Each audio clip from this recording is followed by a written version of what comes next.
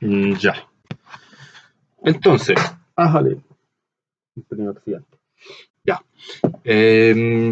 Bueno, esta cápsula número 6, si no me equivoco, es la cápsula número 6. Vamos a entrar en lo que en lo relativo a los eventos analíticos que decíamos, ¿cierto? Del siglo XVIII.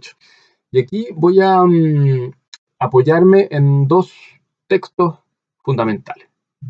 ¿Ya? Uno eh, se llama Las rebeliones araucanas del siglo XVIII, mito y realidad, de la doctora Oldenis Casanova. Lo tengo aquí fotocopiado. ¿Ya? Esto es una de las fotocopias que conservo de hace muchísimos años. Este libro ya no se encuentra en casi ninguna parte. Es un libro que fue editado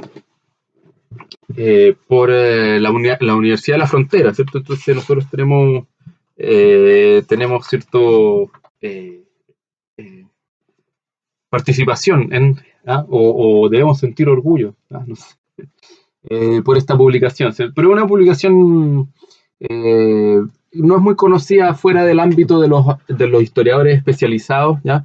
Que se enmarca dentro de lo que serían la segunda mitad de los años 80, ¿ya? Donde empieza a tomar fuerza como historiador regional de la Araucanía Jorge Pinto, ¿ya?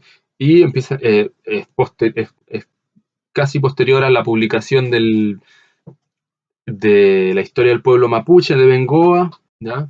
De organizaciones, líderes y contiendas de Foster Montesino, ¿ya? Entonces, y además tiene que ver con el fin de la dictadura cívico-militar en Chile, ya los últimos años de la dictadura. ¿Ya? Entonces, como contexto político, ¿ya? Hay más que una apertura, ¿cierto? Ya empiezan a hacerse un poco más eh, expresivas, ¿cierto? O a mostrarse de manera mucho más empoderada visiones que no comulgan, ¿cierto? Con el régimen, por una parte, y por otra parte hay un renacer de los estudios de historia política, social, cultural mapuche, ¿ya? En ese periodo. Entonces, en ese marco, ¿ya? Está esta publicación de Oldenis Casanova, ¿m? Y eh, hay que decir una cosa, ¿cierto? Que es, Oldenis Casanova, en este libro por lo menos, ¿ya? Habría que preguntarle a Jorge Pinto, que trabajó con ella y la conoció bien en persona y conoce bien al detalle todos sus trabajos, ¿cierto? Pero al menos en este libro, Oldenis Casanova se declara abiertamente villalovista, ¿ya? ¿Qué quiero decir con esto que se declare abiertamente villalovista? Es que dice, bueno, eh, el planteamiento de base o el planteamiento desde el cual arranca este trabajo eh, toma los siglos coloniales, ¿ya? Como un periodo en el cual proliferaron lo que eran las relaciones fronterizas de carácter pacífico, ¿ya? Y los arranques de violencia o los excesos de violencia eran más bien episodios aislados, ¿ya? Que no tenían mayor impacto, ¿cierto?, dentro de lo que fueron las relaciones pluriseculares hispano-mapuche, mapuche-huinca, como usted quiera, ¿ya? Entonces, ese es el planteamiento de base de la señora Oldenis Casanova, ¿ya? Pero es bien particular, ¿cierto? Lo que señala o el villalobismo de Oldenis Casanova, una especie de villalobismo a pesar de ella, porque claro, ella dice, bueno, que imperan lo que son las relaciones pacíficas, ¿ya?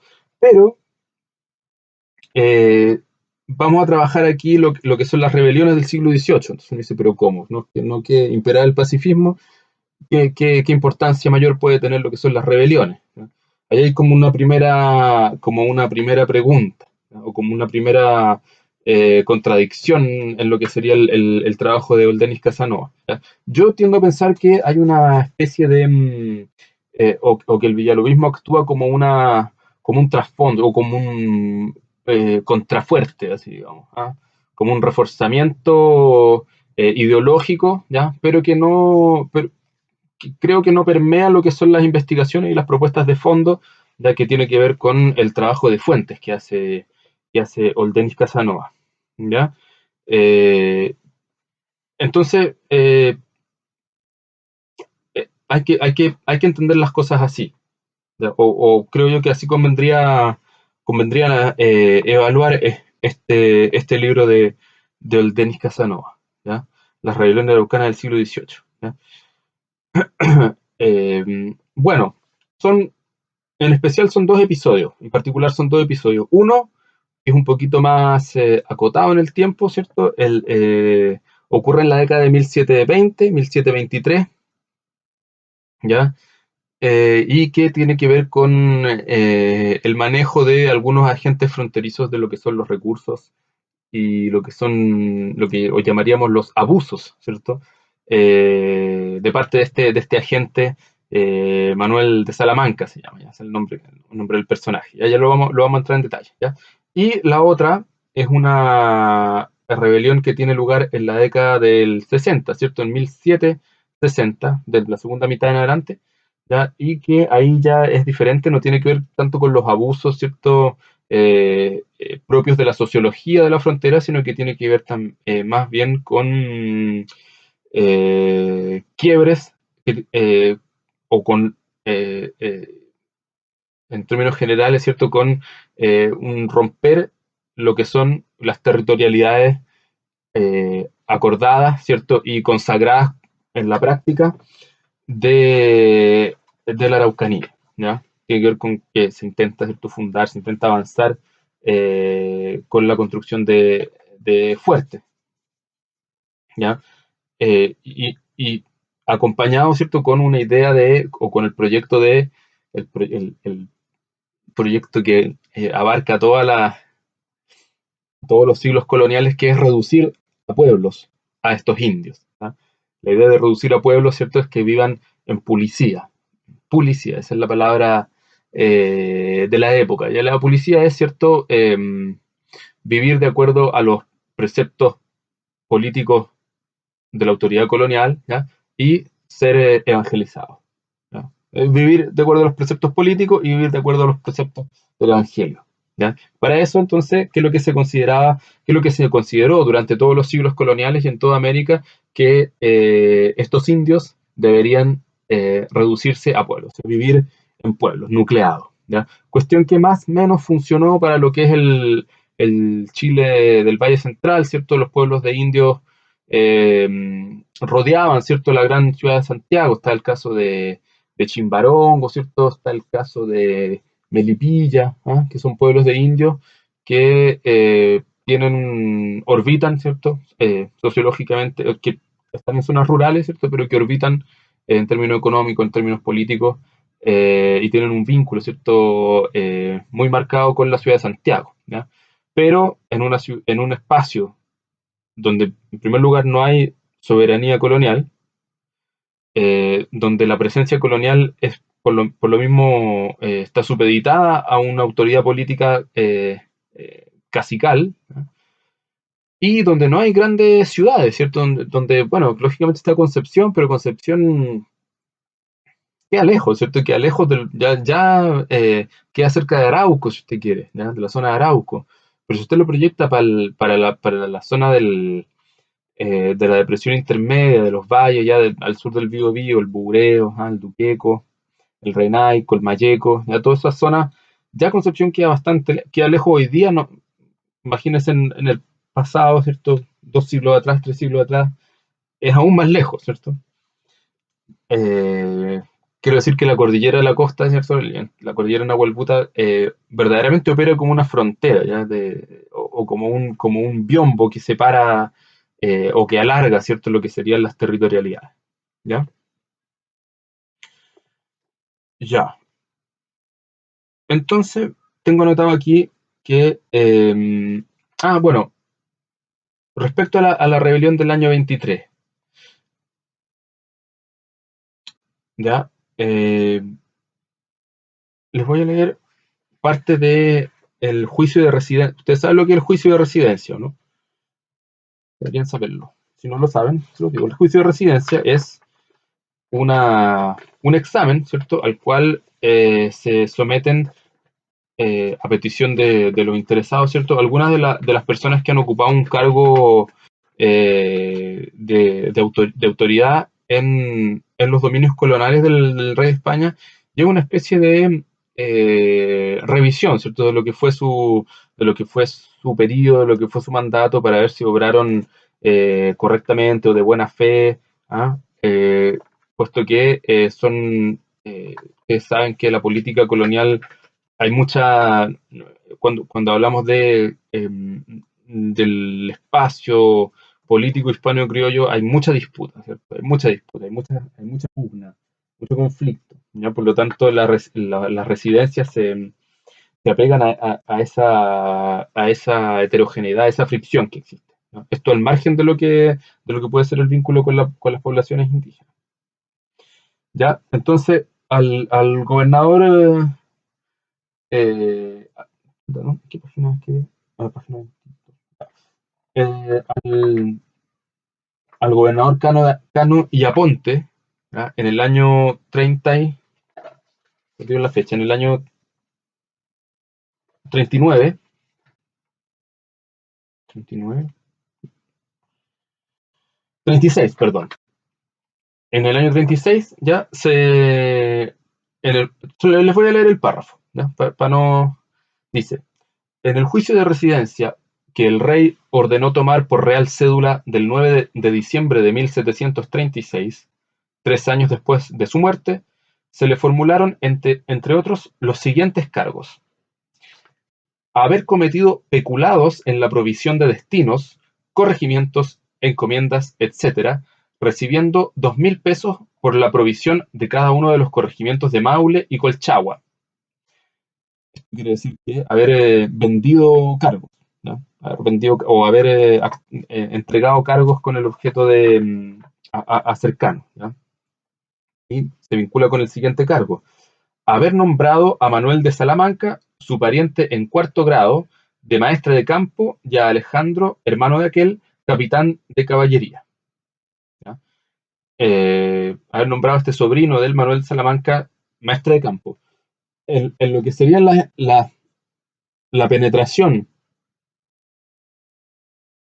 de la institucionalidad hispano-chilena en tierra mapuche, tenía, o esto se va a ir afianzando con el tiempo, tenía algunos personajes, ¿cierto? Que desde los más básicos hasta los más altos, ¿ya? Desde los más locales hasta los más generales. Primero los lenguaraces, ¿ya? Que son semioficiales, ¿cierto? Los lenguaraces son normalmente mapuche o mestizos, ¿cierto?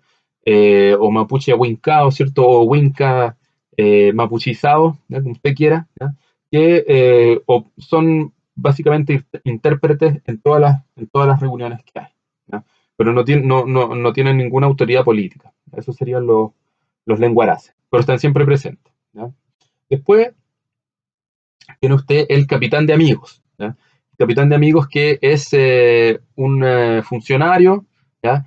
También a veces, normalmente es mestizo, ¿ya? O esto mismo, ¿cierto? Mapuche, ahuincao, qué sé yo, que si bien no es el lonco de un LOF, ¿ya? No es el jefe de una comunidad, sí tiene bastante autoridad, puesto que es el puente, el nexo con lo que son las autoridades políticas coloniales, ¿ya? Ese es el capitán de amigos, ¿ya? Y además, y por lo tanto, el capitán de amigos tiene algunas funciones, como por ejemplo avisar y preparar el terreno, ¿ya? Preparar, organizar cuando se va a producir un parlamento, ¿ya? Ser facilitador de paz entre, entre las distintas jefaturas mapuche, ¿cierto? Y ser dentro de todo vínculo con entregar las comunicaciones a los misioneros, ¿cierto? A los obispos, a los gobernadores, etcétera, estar en contacto con ellos. ¿Ya? Ese es el capitán de amigos. Y cada parcialidad, cada reducción debería tener su capitán. ¿Ya? La que no lo tiene lo pide, ¿cierto? Está lleno de documentos en que, qué sé yo, fulano de tal, cacique de tal reducción, pide que por favor le asignen capitán para poder, qué sé yo, eh, eh, destrabar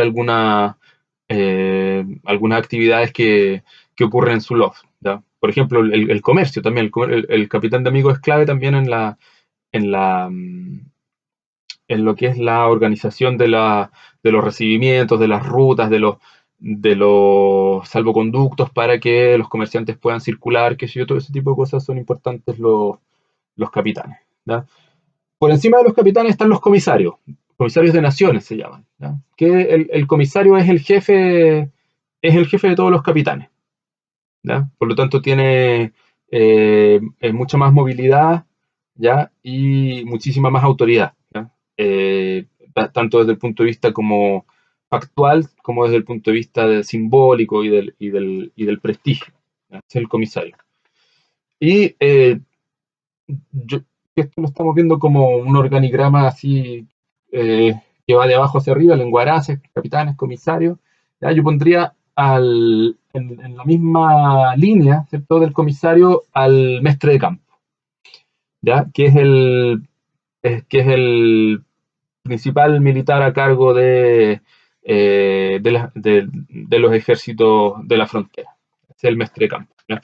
El mestre de campo también cumple ese rol clave, ¿cierto? De controlar, de dominar, de someter a la paz, ¿cierto? De obligar, de amenazar, etcétera, etcétera, ¿ya? Entonces, clave es el puesto de mestre de campo y a ese cargo, ¿cierto? El virrey Cano Yaponte había apuntado, ¿cierto? Había nombrado a su sobrino. Entonces, igual es como un caso de nepotismo. El nepotismo en Chile no empezó con Chadwick y Piñera, ¿cierto? Es lo más antiguo que hay, ¿ya?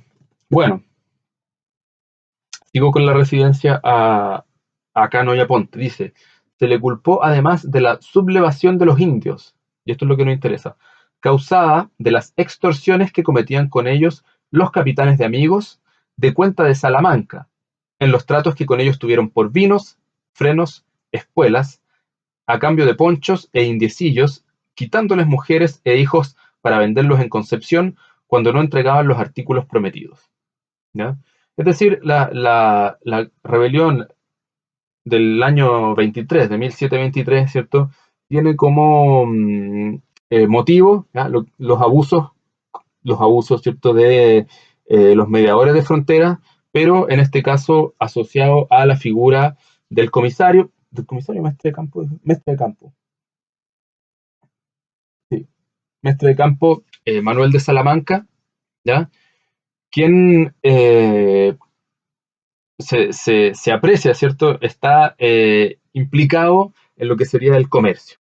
Aquí cuando hablamos de comercio estamos hablando de comercio legal y de contrabando, ¿cierto? Legal e ilegal, ¿ya? No, el maestre de campo está metido en los dos, ¿cierto? No, no hay mayor distinción, ¿cierto? En lo que ocurre, en lo que es su cometido, ¿ya? Entonces, eso generó esta,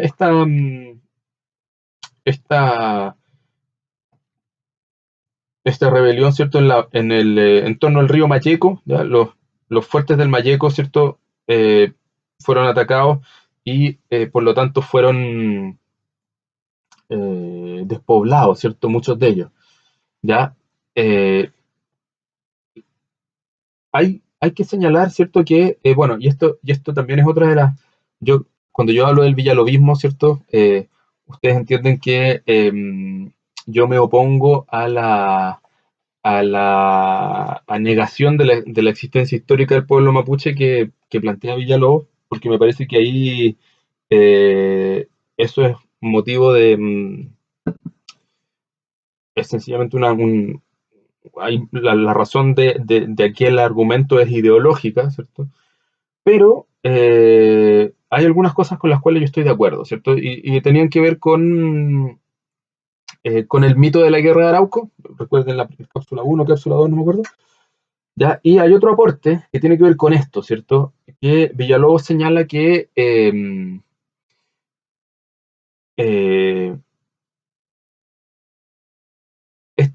las posibilidades que ofrecía el comercio fronterizo a los militares, ¿cierto? Hacía que fuese muy tentador no solamente amplificar la realidad de la situación de guerra que se vivía, es decir, en los informes, en las cartas, en las memorias, ¿cierto?, que enviaban los maestres de campo a los gobernadores o a los obispos, ¿cierto? Siempre aparece amplificado, ¿cierto?, magnificado los episodios de violencia, por una parte, ¿ya?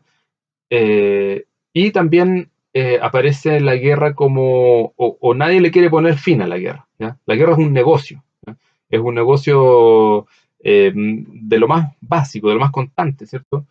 Eh, por lo pronto, significa que exista la llegada del situado desde el Perú, ¿ya? Entonces, aquí vamos a poner fin a la guerra si estando en este estado, ¿cierto?, nos arrastramos esta cantidad de recursos que no solamente le proporcionan beneficio al país, sino que en el caso del mestre de campo Salamanca, esos recursos que llegan, yo soy la persona que los administra, por lo tanto aprovecho sí, de enriquecerme yo mismo, ¿ya? Eso significa entonces que exista, que sea tentador, ¿cierto?, ser militar y al ser militar prolongar y magnificar la situación de guerra. Les voy a leer otro fragmento de Oldenis Casanova. Dice, en los primeros decenios del siglo XVIII, el ejército apenas pasaba de 1000 hombres y el situado, que en épocas anteriores era una asignación anual de 212.000 ducados, me perdí con la cifra, era una asignación anual de 212.000 ducados, cerca de 300.000 pesos, no pasaba de 100.000 pesos para el ejército de Concepción y de 50.000 para la plaza de Valdivia, ¿ya? O sea, hay un tercio de lo que sale del Perú hasta lo que llega a Concepción y Valdivia, hay un cuarto, perdón, que se pierde en el camino, ¿ya? Esas cantidades llegaban a Chile, la mitad en ropa y géneros y la mitad en dinero, como se había practicado precedentemente.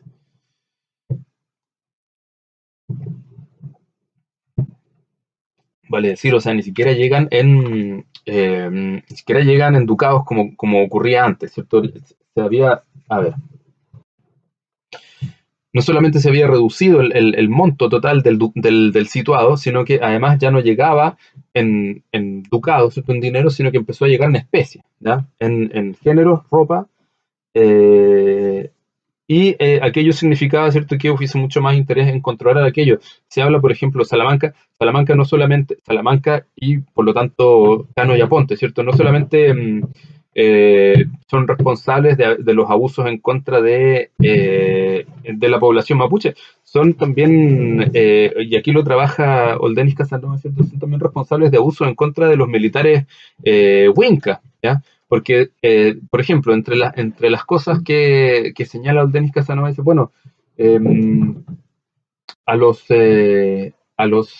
como llegaba, ¿cierto?, en ropa y género, el situado, ¿no?, a los soldados se les entregaba su tenida, ¿cierto? Se les entregaba lo que le correspondía a su vestimenta, ¿ya? Pero eso finalmente se los cobraban, ¿no? Se los cobraban de las asignaciones que les correspondían a ellos. Por lo tanto, era un doble negocio, ¿cierto? Yo le estoy entregando algo que le corresponde, porque para eso está el situado, ¿ya? Pero además estoy recibiendo beneficios porque estoy cobrando por ello, ¿ya? Entonces, obviamente, esto había mucha gente incómoda, ¿ya? Mucha gente incómoda, no solo mapuche, ¿ya? Esto va a pasar también en el siglo XIX en la guerra de pacificación, ¿ya? Esto que existan jefes militares que son, digamos, despreciados, temidos, ¿ah? Eh, mirados con desconfianza y desprecio por Wincas y por Mapuche. ¿Ya? Bien, entonces, ese es uno de los episodios importantes, ¿cierto? Y que vale la pena conocer e investigar, la rebelión del año 23 por los abusos, ¿cierto?, que se relacionan con el negocio de la guerra, con el comercio, ¿ya? Y después, la segunda gran rebelión es la que ocurre en la segunda mitad de la década del 60, ¿ya? Fue, lo señalé o no señalé, sí, fue un intento por reducir a pueblos a la población, ¿cierto? Eh, eh, como lo señalé, ¿cierto? No solamente esto de reducir a pueblo a la población es algo que se arrastra desde principios de la colonia, ¿cierto? Y ahí también hay algunos personajes bien interesantes como el maestre de campo de esa época, un señor que se llama Salvador Cabrito, ¿ya? El comisario, un señor que se llama Juan Rey, ¿ya? Son quienes buscan construir, eh, aprobar los proyectos, construir los pueblos con mano de obra, obviamente mapuche, ¿cierto? No van a obligar a los loncos, a los caciques, a prestar brazos para la construcción de estos pueblos, pero finalmente esto va a terminar mal. ¿Ya? Esto va a terminar mal por diferentes razones. ¿Ya? Eh, la principal, bueno, tiene que ver con que es una razón de fondo, ¿cierto? Tiene que ver con que la población mapuche, ¿cierto? Hasta, hasta la fundación de las ciudades chilenas, ¿cierto? De finales del siglo XIX en adelante, no vive en aldeas, no vive en pueblos, no vive en ciudades. ¿Ya? No existe entonces la ciudad. Entonces, o si llegan a existir, a lo más llegan a conformar una aldea, ¿ya? Vale decir 50, 60 rucas, ¿ya? Por ejemplo, el caso de Futrono, ¿ya? Futronwe, que habría sido una aldea, ¿ya? Más o menos un grupo importante de casas, de rucas juntas, ¿ya? Pero más allá de eso, no, ¿cierto? Entonces, someterlos eh, a ese régimen de vivienda, ¿cierto? O de asentamiento territorial, ya está destinado a un fracaso. Además, el otro hecho, ¿cierto?, de obligar a los varones a trabajar, ya el régimen de trabajo ya lo hablamos, ¿ya? Y eh, eso sería como las razones subterráneas, ¿cierto? O los pilares, ¿cierto? Que eh, impedirían que aquello tuviera éxito, ¿cierto? Este proyecto de la Fundación de Pueblos, ¿ya? Pero, y aquí vamos, pero no voy a trabajar esta gran rebelión en Oldenis Casanova, sino que hay que obligatoriamente, eh, nos gusta o no, ¿cierto? Tenemos que pasar aquí por los trabajos de Leonardo León, ¿ya? Que en los años finales de los años 80 y a lo largo de todos los años 90, Leonardo León se dedicó a publicar diversos artículos, ¿cierto? El Parlamento de Tapigüe, el Malón de Curiñanco, ¿cierto? En los cuales como que trabajaba particularmente algún aspecto de esta rebelión, ¿ya? Hasta que el año, les digo el tiro, el año 99, publicó este libro, lo ven ahí, ¿ya? Apogeo y ocaso del Toki Ayapanqui de Mayeco, Chile, 1769-1776. ¿Ya? Que es un libro que eh, cuyo contexto, ¿cierto?, es muchísimo más academicista, ¿cierto?, eh, que lo que pudo ser eh, el texto de Oldenis Casanova, que tenía también un perfil político bien marcado, ¿cierto? Y ¿cómo se llama? Y como les digo, claro, reúne las reflexiones dispersas de artículos que fueron publicados por aquí y por allá de Leonardo León y entrega algunos datos interesantes, ¿cierto? Eh, o por lo menos así lo leo yo, ¿cierto? Me queda la sensación de que, bueno, el, la gran tesis del libro de León, ¿cierto? Es que, o el gran aporte, ¿cierto? La gran discusión que alimentó o que activó Leonardo León tiene que ver con la carrera política de los loncos, ¿ya? Esa es un detalle que uno podría decir, bueno, sí, importante, que sí, una tesis que podría quedar ahí en el olvido, pero fue muy importante, ¿cierto? Porque determinó, creo yo, lo que, o por lo menos considero yo que es algo bien interesante, que es considerar eh, como figuras políticas historizables a los loncos del 18 tardío, ¿cierto? No a Caupolicán, no a Lautaro, ¿cierto? No a Colo Colo, que son los de la Araucana, de Ercilla, ¿ya? Sino a los loncos, digamos, muchísimo, no mitificados, ¿cierto? Loncos concretos, de carne y hueso, empezar a comparar sus experiencias, empezar a comparar lo que fueron sus vidas, lo que fueron sus carreras, e ir viendo más o menos, ¿cierto? Si es que se puede establecer alguna hipótesis respecto a cómo se comportan, cómo operan, ¿ya? Cómo se constituye su poder, etcétera. ¿Ya? Ahí está el principal debate, ¿cierto? Aquí está el principal aporte, insisto, esto es una lectura personal, esto lo podemos debatir, esto se puede discutir, ¿ya? Pero ese es uno de los principales aportes, o mejor dicho, eso es lo que León, como discusión, ¿cierto? Irrigó fuertemente con este trabajo. Ahora, él llega, él plantea, ¿cierto? La existencia de dos tipos de caciques, ¿cierto? Los que llaman los caciques de paz, ¿ah?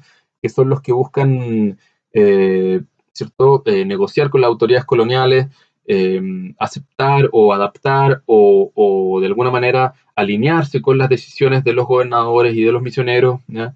Y que son eh, obsecuentes, diríamos, ¿no? Con las políticas que emanan desde los frentes coloniales, ¿ya? Versus lo que serían los toquis, ¿ah? Que son los que basan su poder, lo que construyen su poder a través de la guerra, ¿ya? Es decir, todo lo opuesto, ¿cierto? Rehuyendo de los parlamentos, rehuyendo u oponiéndose, ¿cierto? A lo que son las decisiones o las demandas que existen en los parlamentos, ¿ya?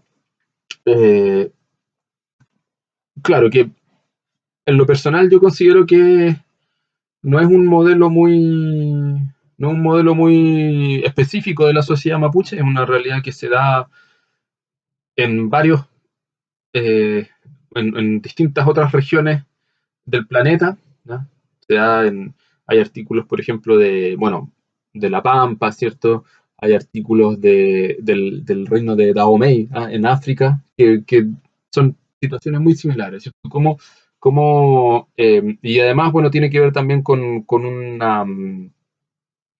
la edad de los caciques, ¿cierto? Un cacique viejo, un cacique joven, digamos, un cacique mucho más presto, como no tiene nada que perder, es mucho más inclinado a construirse, a armarse un poder a través de la guerra, porque además tiene la frescura, ¿cierto? Tiene la sangre joven, la movilidad, etcétera, etcétera, ¿ya? Y los caciques más viejos tienden a ser más parsimoniosos, ¿cierto? No tímidos, sino más recatados, ser más cautelosos, ¿ya? Tienen el don de la diplomacia que los jóvenes carecen, qué sé yo, entonces ahí también se da esa distinción, ¿ya? Me parece que tampoco sea en la Araucanía, en el Gurumapu es lo más llamativo, ¿cierto? Desde la perspectiva del análisis político, en tanto que podemos decir que las, la paz, ¿ah? O el poder construido a través de la paz y el poder construido a través de la guerra, ¿cierto? Todo aquello se funde, ¿ah? En el campo de las disputas por la hegemonía regional, ¿ya? Que eso siempre ha existido, casi siempre ha existido, excepto en la Araucanía, ¿ya? A partir del siglo XVIII empieza a ser, o última parte, segunda mitad del XVIII empieza a ser mucho más notorio, ¿ya? Y por eso, ¿cierto? Están las, eh, las disputas, ¿cierto? Entre Curiñanco, ¿ah? De Angol y Ayapangui de Mayeco, ¿ya? En esta época, ¿ya? A Curiñancu vendría siendo, al principio, ¿cierto? Curiñancu es un maloquero, ¿ya? Pero después pasa, ¿cierto?, a ser uno de los grandes negociadores, en particular en el Parlamento de Tapigüe, ¿cierto?, del año 71, ¿ya? Y Ayapangui de Mayeco, que en este caso es es el toque, ¿cierto? El lonco de guerra. Déjenme leerle un fragmento que aquí saqué encontré de Carvalho Goyeneche. Vicente Carvalho Goyeneche es un cronista, ¿ya?, de finales del siglo XVIII, 790 y algo, ¿cierto? Es su crónica, ya que lleva título Descripción histórico y geográfica del Reino de Chile, por don Vicente Carvalho Goyeneche, ya. Está dentro, lógicamente, de los libros, de las crónicas que se publicaron a finales del siglo XIX. Esta no fue por Vicuña Maquena, sino por Amunátegui, por Domingo Amunátegui, ¿ya? Entonces, luego de esta rebelión que existe por la fundación de pueblos, ¿no?, o digamos, eso es como razón de fondo, ¿cierto? Se organiza un parlamento, el Parlamento de Tapigüe, en el cual concurren diversos caciques, ¿ya?, loncos, que están asociados a la diplomacia, que están más o menos reconciliados con la autoridad colonial de esa época, ¿ya? Y también en ese parlamento participa Ayapangui, que sería, como les decía, el Toqui, ¿ya? Dice Carvalho y Goyeneche, del tomo 2.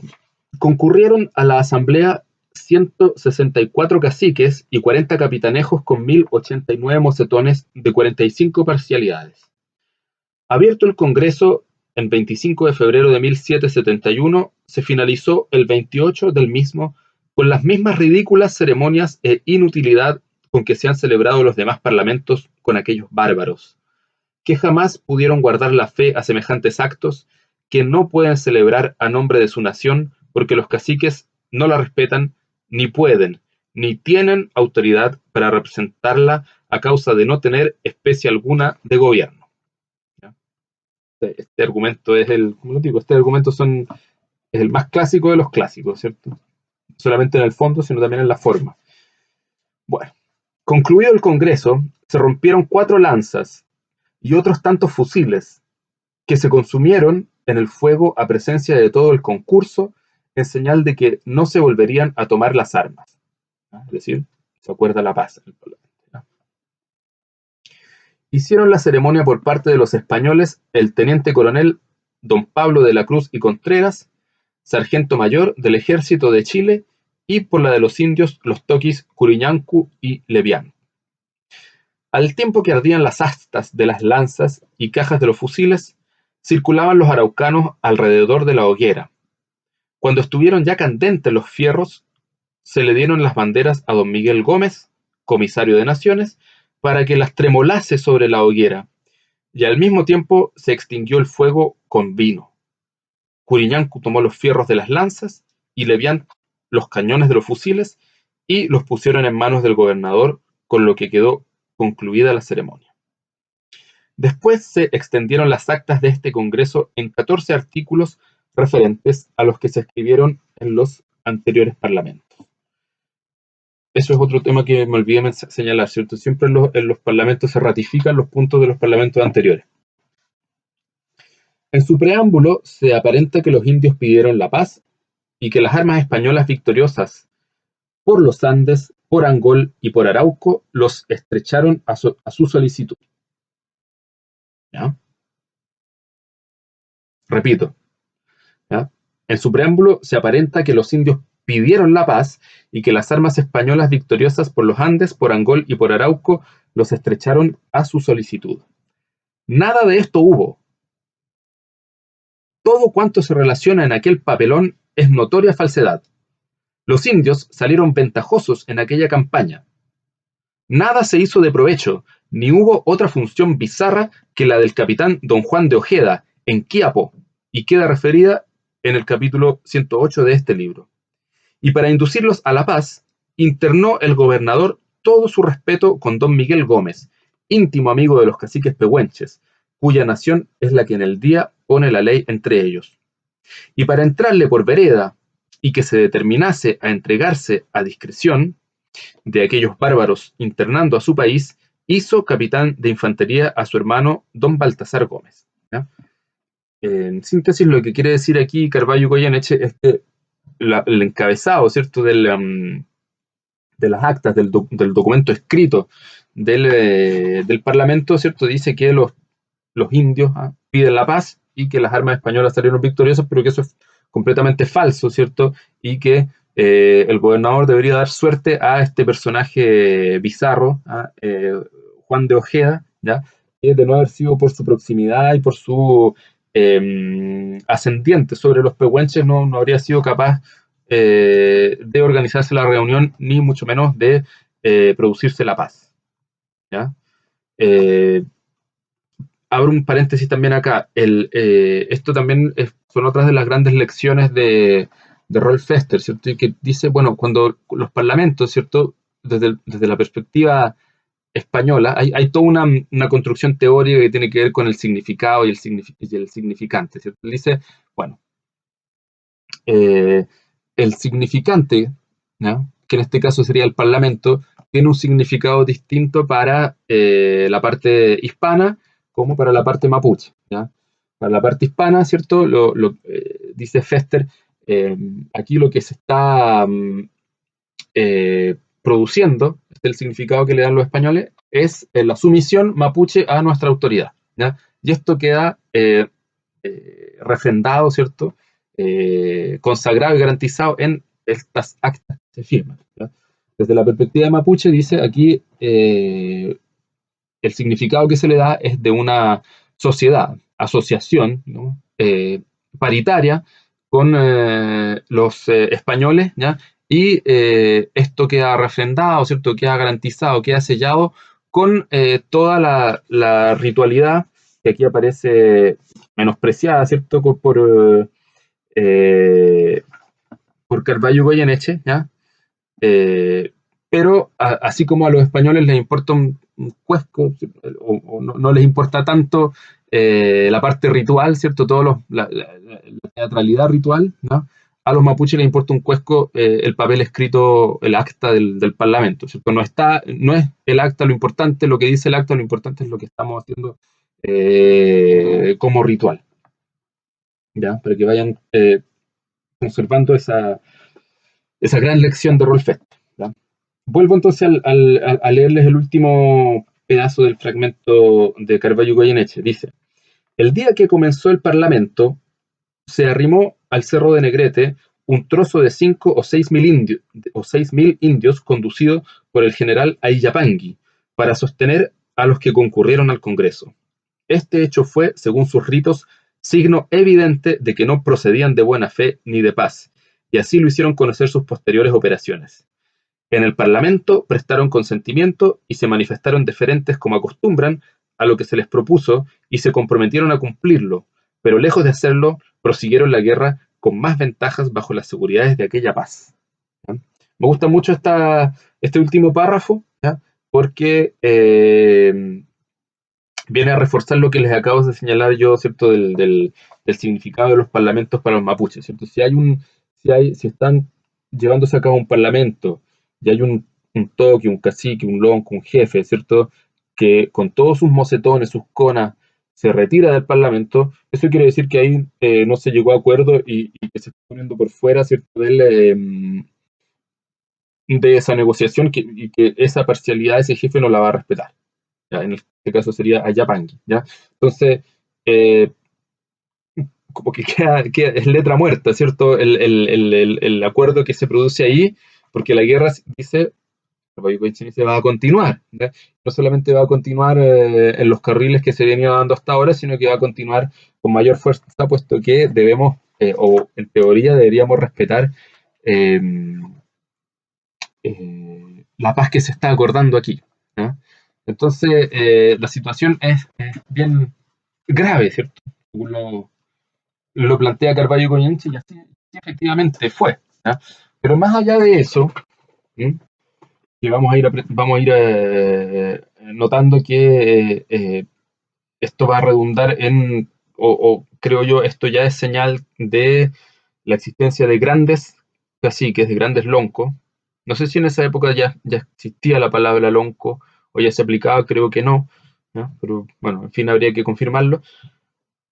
Eh, no solamente de ahora en adelante van a empezar a aparecer muchos grandes loncos, ¿sí? Los mariluán, ¿sí? Los venancio coño de pan, ¿ya? Los colipi, los mañil, ¿ya? Sino también hay otro factor importante en esta última rebelión, ¿cierto? De la década del 60-70 y que Leonardo León es bastante elocuente en señalarlo, o no lo señala con estas palabras, ¿cierto? Pero al menos integra todos estos elementos. Yo creo que se produce una especie de umbral de cambio, ¿cierto? Hay en un periodo de 5 6 7 años, ¿cierto? Un periodo que la historia es relativamente breve, en la cual ocurren muchas modificaciones, muchas transformaciones profundas, ¿cierto? Que van a cambiar totalmente lo que es la imagen de las relaciones fronterizas, ¿cierto? Y de la política mapuche, sobre todo lo que es la política mapuche que, que se desarrolla entre el Biobío y el Cautín, ¿cierto? El Biobío y el Tolten, podríamos decir. ¿Ya? Por ejemplo, está, ¿cierto? Las rebeliones de Curiñancu, ¿ya? Que comienza esta gran rebelión, tal como lo dice León y Casanova, comienza con el Malón de Curiñancu, ¿cierto? El Malón de Curiñancu eh, por todo este proyecto de la formación de pueblos, ¿ya? Hay cambios de gobernador en ese periodo, ¿ya? Hay regencias, qué sé yo. eh, Hay también el inicio de la política de los embajadores, ¿ya? La impulsa el gobernador regente, un gobernador de apellido Mujica, ¿ya? Que es llevar a una comitiva, una delegación de loncos a Santiago, ¿cierto? Y que eh, la idea de ese proyecto era que pudiesen tomar decisiones en nombre de todo el pueblo mapuche, ¿cierto? Con las autoridades coloniales de Santiago. Lógicamente las cosas no funcionan así en la sociedad mapuche. La sociedad mapuche es mucho más consultiva, mucho más asambleísta, ¿cierto? Entonces no puede, o por lo menos con la tecnología de la época, hoy en día quizás se pueda, pero la tecnología de la época era imposible que esa fuese a funcionar, pero bueno, está también ese factor, ¿cierto? Otro factor bien importante son las guerras pehuenches, ¿cierto? Que tiene que ver con no solamente con los flujos de productos que ya les me señalé al principio de esta cápsula, sino que además tiene que ver eh, eh, con los reacomodos territoriales que existen de población huilliche, de población pehuenche, ¿ya? Y su vinculación con todas las poblaciones pampeanas. Esto lo vamos a ver cuando analicemos lo que es la política o la presencia, el influjo mapuche en las pampas, ¿ya? Incluso el mismo Leonardo León tiene otros libros donde trabaja con más detalle este elemento. El más conocido se llama Maloqueros y Conchavadores, ¿ya? Y hay otro que es un poquito menos conocido, pero a mi juicio es muchísimo más importante por la calidad de la investigación de archivo, ¿ya? Y que ese libro lo firma Leonardo León, pero la investigación la hace Leonardo León con el gran profesor doctor Hugo Contreras Cruz, ¿ya? Ese libro se llama Los señores de la cordillera y de las pampas, los pehuenches de Malalhue, ¿ya? Eh, bueno, queda como tarea pendiente para la próxima cápsula, ¿ya? Y sí, hay otro elemento, digamos, otro factor de cambio sobre el Parlamento de Tapigüe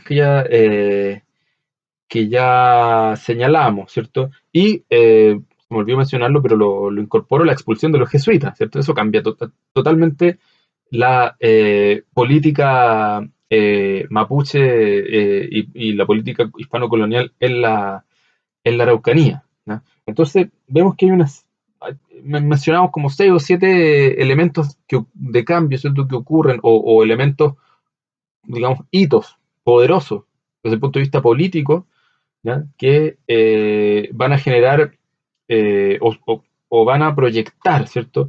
Lo que sería esta situación de violencia o esta rebelión, esta secuencia de malones que existen en, en el Mayeco, en la Araucanía, en la frontera del Biobío, en la década del 60 y en la década del 70. ¿Ya? Luego, ¿ya? Vamos a pasar al restablecimiento del comercio intercordillerano y a la aparición de las últimas figuras importantes, potentes del periodo borbónico, que son Agustín de Jáuregui, ¿cierto? El gobernador Agustín de Jáuregui, posterior virrey del Perú, y el ingeniero y luego gobernador y también luego virrey Ambrosio O'Higgins. ¿Ya? Eh, ¿Cierto? Ellos van a ser bastante más sensatos que Mujica, Sebastián y todos estos personajes de la política borbónica que lamentablemente no supieron conservar la paz en la frontera. Ya, bueno, entonces, por fin, creo, ya llegamos al siglo XIX. ¿Ya? Nos falta ver, ¿cierto? El tema de o cómo se articula el tema de las pampas, lo vamos a ver en una cápsula, pero me alegra haber podido llegar a, eh, o haber podido, quiero decir, atrapar, ¿cierto? Alcanzar lo que ustedes ya tenían eh, eh, avanzado como lectura, ¿cierto? Haber podido alcanzar ese punto. ¿Ya? Entonces, nos vemos el miércoles. Lleguen con las preguntas y comenten en el foro, ¿ya? Espero les haya agradado esta clase de hoy, ¿no? Saludos.